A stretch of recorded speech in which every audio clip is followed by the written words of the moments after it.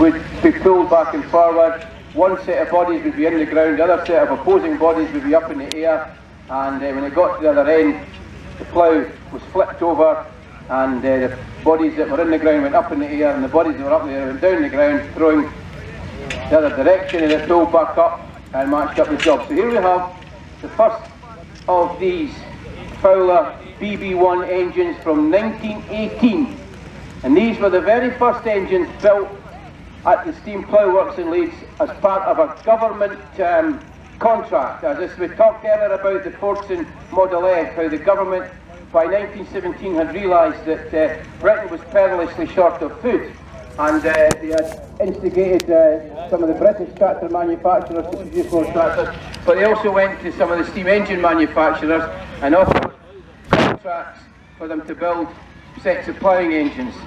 And they had a contract, Fowler had a contract to build about 30 sets of ploughing engines to get much more of Britain under cultivation. Britain had entered the First World War after a period of depression, and a lot of land was out of production, and we had to get this land back into production again. And this all seems very familiar to the story of the Second World War. It was basically the First World War which gave everyone the blueprint for the plans for food production during the Second World War. It was all done back in World War I, and this was the very first set of Fowler engines to leave the steam plough works, and it is said that Prime Minister Lloyd George stood on the footplate of one of these engines when it was driven out of the factory. So just imagine one of these drivers is Lloyd George himself, David Lloyd George, the famous Welsh Prime Minister, the last Liberal Prime Minister I think the country ever had. So this is a matching pair of engines, although they're two different colour schemes. The engine at the back has been in preservation in the UK all of its life. Well, preservation, it's been in the UK all of its life, and preservation since the 1950s. The front engine was originally destined to go to Tanzania for the groundnut scheme, but it never made it, and it ended up going into preservation in Canada for a number of years. And it was in this green colour scheme for the groundnut scheme. And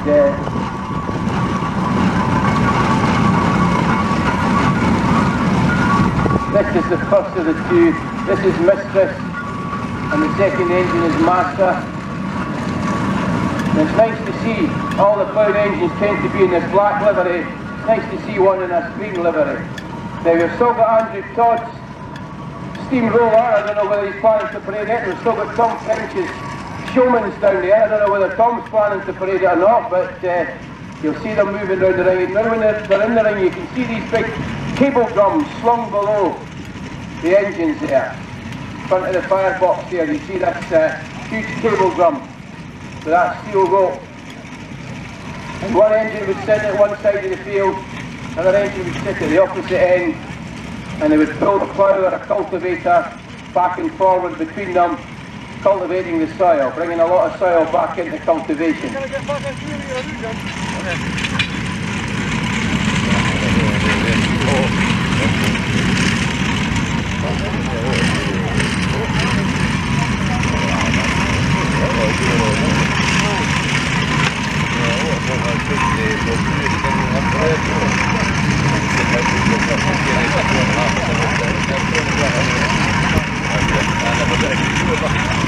Now we had